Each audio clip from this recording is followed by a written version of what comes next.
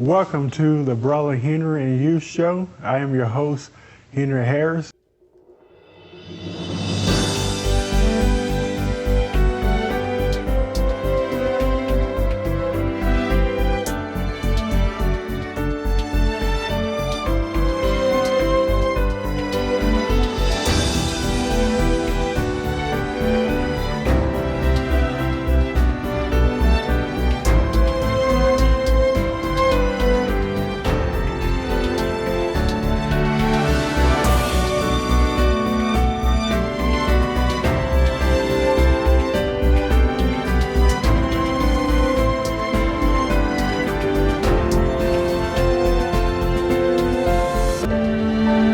Michelle, welcome to the Brother Henry and You Show. I'm excited to talk about your book, Arise. And let me first of all ask you this question. What inspired you to write this book? Well, first of all, thank you, Henry, for having me on your program. I'm so honored.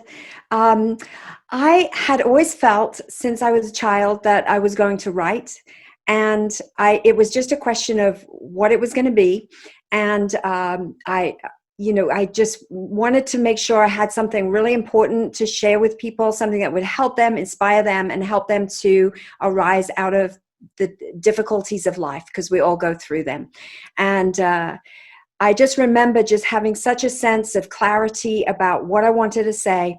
And I wanted to, as I say, write a book that would help people that had been in really low places, emotionally, psychologically, physically, and to just share, we don't have to stay there. We can find a way out. There is hope, and that there's greatness in all of us, and we can live it. That title is very captivating, like Arise. What does that word actually mean to you? Yeah, I love that you asked that. The dictionary definition of arise is to get up and Yeah. to ascend, and it also means to come into being. And that was the part that really captivated my attention, was that we're all in the business of coming into being, to really fulfilling our design, and to getting to understand ourselves and who we are and what we're here for. And so life is a bit of a process of coming into the beingness of all that we are. That's amazing. What is your overall theme or central focus of this book? I know it talks about several things, and I'm going to order the book here shortly, but I know it talks about several things. But what is your overall message? What is your main focal point that you're trying to display in this book to the readers? That is such a great question, and it really does have a focal point. And I would say that it is about knowing your value, knowing your worth. I found that in my own life, that my misunderstanding of my worth, or my not knowing my worth and value in God's eyes, in my own eyes, just that inherent worth, that was such a tripping point for me to move into things that weren't healthy for me, weren't good for me, weren't really honoring to the child of God that I was. So I would say that chapter 3, Know Your Value, is kind of the key chapter. That's amazing. That's a perfect answer. Um, I wonder if that could be a result of some of the detrimental things and hurtful things that we may have been in, because maybe there are those that are watching that may not be aware of how worthy, may I say, they are. Mhm. What do you think? I think it's so important for us to discover our inherent worth. I find that so many people are looking for love in all the wrong places, Mhm. finding themselves maybe entrapped in situations or relationships that are detrimental. And sometimes it takes a lot of pain for us to wake up and go, surely there's got to be something better than this. Mhm. And when we begin to discover who we really are, we're able to um, have more healthy connections, say no to mistreatment and junk and things that just drag us down the wrong road. We're able to really recognize our own unique brilliance. Each one of us in our uniqueness has something significant to offer and bring into the world. So to me, it is just a foundational thing. And I see so many young girls, for example. I didn't make good choices when I was young, and you see a lot of people looking for love in all the wrong places, like I said. And I think that we're good at saying, you're valuable, dear. You're God loves you. And I think people want to know why.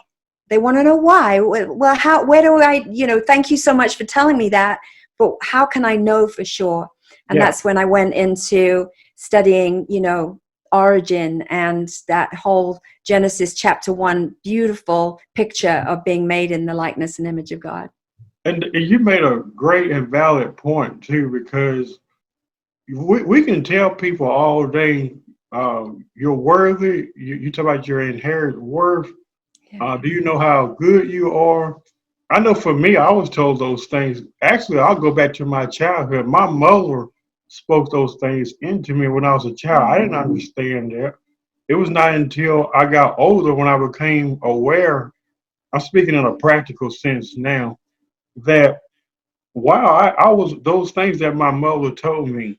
Well, in a spiritual sense, like you're saying, we can say those things to people, and there's nothing wrong with that. We speak those things into existence, and we let people know who they truly are compared to what they think they may be. Mm. Sometimes the light doesn't always, come on for them at that moment, Right. but they'll read some in the book that'll resonate with them. Like, now I get it. Now the puzzle is starting to come together. Right. So I think that's very important to not only just say it, but you also have those two. Okay, what does this mean? Why? And I think that's very important. I think everybody is full of potential. How can one find their potential through reading this book? Well, the book really delves deep into this about there's even some processes that I've shared here about how you can begin to uncover your purpose and appointment. And I think sometimes we are living in a groove that we've kind of found ourselves in. Things that we've, like you said, believed about ourselves because of our childhood or our upbringing. And maybe we are living outside of the passion and the true giftings that are in us. And so the book really digs into how to find your purpose. And that's about living in your vitality, really that sense of vitality that comes not just from making a lot of money or, having a big house or having sort of so-called success, but really being aligned with the truth of who you are, living in that authentic truth of who we are. You've probably heard that saying, sometimes we're trying to become something, but maybe it's actually about taking away all of the things that we've sort of gathered along the way and coming back to the truth of who we really came into this world to be. And I talk about when I was, a little girl and just recapturing that sense of innocence and passion for life and recovering those gifts that were there all along. That's awesome. What is your favorite chapter? Do you have a favorite chapter in the book? Oh, wow. That was a tricky question for somebody I interviewed. I don't do a lot of these interviews, by the way. It's very rare. But when I did ask this one lady, what was your favorite chapter? She said, that's a tricky question because I like all the chapters. Yeah, you But have to kind of like your chapters. she did kind of, wiggle, gave me some wiggle room and said, okay, I'll tell you, this is, I don't know if I were to call it my favorite, she said, but she did tell me the chapter that she found the most appealing. Yeah, that's good. I think if I had to answer that, it would be actually chapter 2, Shake Off Your Ashes, because That's in my a first journey, chapter. yeah, in a journey of discovery, I think that it's really important that we what I call sift our ashes. You want to shake off the ashes. You want to shake off the things that have dragged you down or bring a sense of death or sorrow into your life, which is easier said than done. Like, how do you do that? How do you shake off the past and start a brand new, draw a line and start anew? And so I talk about sifting your ashes, which is like taking, gleaning the lessons that we've learned from the difficult things that we've been through. I think it's so important that we don't just try to move on and suppress, but kind of go, okay, what did I learn from that? How did I get myself in that fiery trial to begin with? How did I end up there? What can I learn from this? What can I pull from these ashes and take with me going forward so that I can grow and expand? And then to avoid what I call stoking your ashes, with the idea of like a poker and a fire, that every time you stoke your ashes, you smell, the smell of smoke comes back again. And but talk about the 3 Hebrew boys in the fire, they come out without smelling of smoke.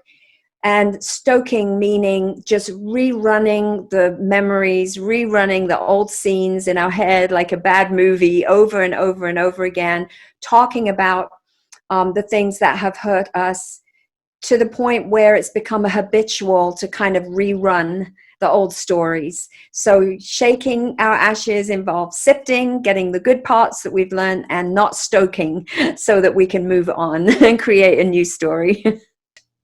After people purchase this book, this is my last question. What would you like to see them walk away with? Freedom and strength, inner strength. The fact that you don't have to wait for somebody else from the outside, any entity at all, to give you permission to be your glorious, amazing self. That we can give ourselves permission to do that, and we can walk in that freedom and that inner empowerment. What a marvelous interview. I appreciate you for being on the show today. And to those that are watching and listening, if you would like to purchase the book, I'm going to ask Michele if she would let us know where could we purchase your book. Oh, thank you so much. I've loved this so much.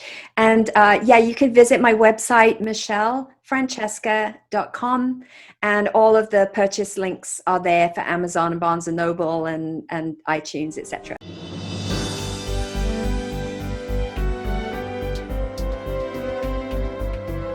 We hope you have enjoyed today's program. We want to connect with you. Visit us at facebook.com/The Brother Henry and You Show, or visit us on our YouTube channel at youtube.com/Henry Harris 100.